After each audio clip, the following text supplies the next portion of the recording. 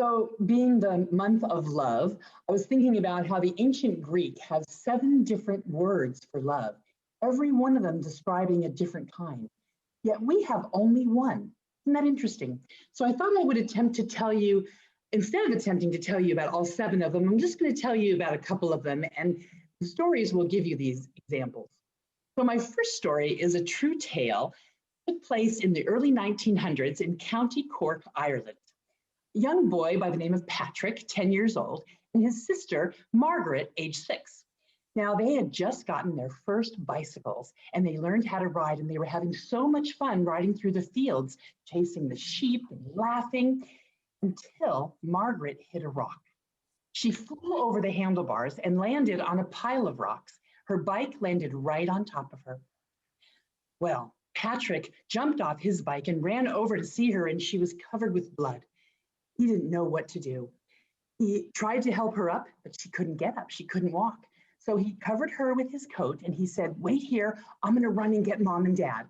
So he did exactly that. He hurried home to get mom and dad. And as soon as he found them, he told them that Margaret had fallen. Well, their father jumped on a horse and ran into town to go get the town doctor. And the mother hooked a horse up to the field cart, took Patrick to go get Margaret. By the time the mother got there, Margaret was unfortunately unconscious and she was covered with blood. So she and Patrick lifted Margaret up into the back of the cart and drove her home. Not too long after they got there, though, Dr. Kelly showed up. He was a little concerned because Margaret was very pale and she was losing a lot of blood. He couldn't revive her either. She was unconscious. Listened to her heart and he saw that her heart rate was very slow, and he was very concerned that this one might not make it. So he didn't know exactly what he should do, but then he remembered an article that he had read about a new procedure that had been tried in many different places and was just starting to be taught in the medical schools. It was called a blood transfusion. So he decided he would try it. It sounded simple enough. So he turned to Patrick and he asked Patrick if Patrick would be willing to give some of his blood to his sister. Well, Patrick gulped and quietly and silently just nodded, yes. So the doctor asked Patrick to lay up on top of the kitchen table, which he did, and Margaret was on the floor underneath the table. The doctor hooked up a needle to Patrick's arm with a long tube, and the other end of the tube had a needle for Margaret. So both of them were connected by this tube. He began to draw blood from Patrick and give it to Margaret. It took about 15 minutes or so, and he didn't really know how much to give her, so he had to kind of trust his intuition, and he was hoping he guessed right. So they watched Margaret very carefully for about 30 minutes or so, hoping that she would be revived, she would be okay. And after about 30 minutes, she smiled and she opened her eyes, and it looked like she was out of the woods. It looked like she was going to be fine. They were thrilled to death. Margaret was going to be okay. Well, finally, the doctor turned around and he saw Patrick still lying on the kitchen table. And Patrick was shaking and he was crying. Tears were running down his face. And he asked, "Patrick, is something wrong? Are you hurt?" Patrick looked at the doctor, gulped again, and very quietly said, "Doc, how long before I die?" Well, Patrick's mom and dad grabbed him and pulled him into their arms as Dr. Kelly explained to him that he didn't take all of Patrick's blood, only a little bit for his sister, and that they were both going to be just fine. They'd be riding their bicycle again very soon. They were all very, very proud of him, and they told him it wasn't just any kid that would sacrifice so much for his little sister. So that's a story about the kind of love that siblings share. And my next story is about the kind of love that a husband and wife might share. And this story goes back over 1,000 years ago. The Duke of Welf was visiting the royal court.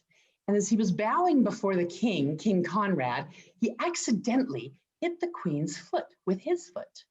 Well, the king saw this as a terrible insult, and he admonished the Duke in front of the entire court.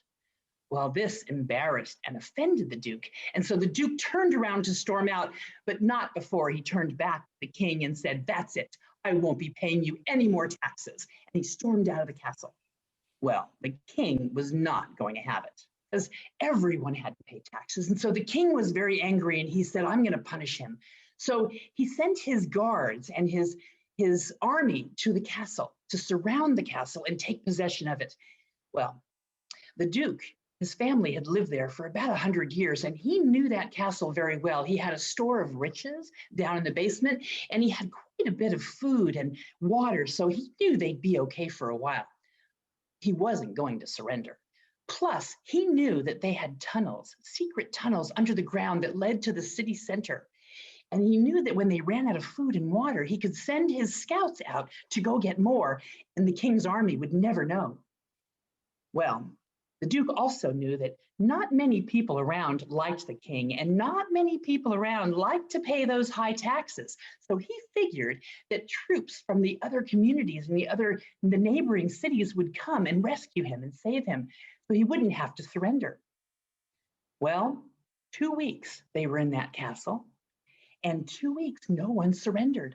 Well, the king was pretty upset about this, and he knew that pretty soon they were going to run out of food and water, and they would have to surrender. So the king went himself outside the Duke's castle, and he sent a letter to the Duke. He had a soldier deliver the letter, and the letter said, you have 2 choices. You can stay in the castle and everyone will die, or you can surrender, and I will allow the women and children to live. You have both of those choices. Which will it be? Well, the Duke refused, certain that someone would come and save him. Well, the king was again furious that the Duke would not surrender. So he closed all the roads and all the paths, and he sent soldiers to look and see if there were any tunnels under the ground. He had them fill those tunnels, barricade them, and stand outside just in case anyone tried to get through. And he told his soldiers to kill anyone who came through the tunnels. Well, inside the castle, the food and water started to run out. And the Duke had sent men out 3 nights in a row to refill their storage, but the men didn't come back. He knew that soon they would all die of starvation. And the king was still angry because they hadn't yet surrendered. So he sent another message. And he told them to surrender by nightfall or that everyone in the castle would die. And that's not all. He was going to burn down the entire city. And anyone who hadn't burned to death would be killed by the sword. Well, they knew their fate was sealed. They knew this was probably the end. So they had a meeting. And no one exactly knew who said what to whom or who came up with the plan. Could have been the Duke, it could have been the Duke's wife, it could have been a servant, it could have been a servant's wife. But before dark, a soldier emerged from the castle with a letter for the king. And the letter said, we, the women of the castle, humbly realize that our fate lies in your hands. We ask you to allow us to leave with our children early in the morning, and we'd like to bring whatever trinkets we can carry on our backs. We entreat you, please have mercy on us. Well, the king had promised the women and children could go free if they surrendered, and the king always kept his word. In fact, he thought about it and he thought, if I do this, I might go down in history as a kind king who allowed the women and children to be saved. So he sent a message agreeing to their request. Well, at sunrise, the gates of the castle opened and the women came out with the children, but that's not all. The women carried their husbands on their backs, and the unmarried women carried their brothers and their fathers. Well, the king saw this and he laughed and laughed, and his soldiers, well, they were outraged. They told the king that these people should all be executed. The king said, no, as a king, I always keep my word. So the women and children and their husbands and brothers and fathers all got safe passage.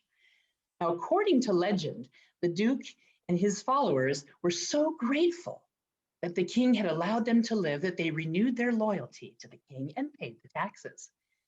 And as a result, the king renamed the Castle of the Faithful Wives. And now if you go to Weinsberg, Germany, you will see this castle and you'll probably hear this legend.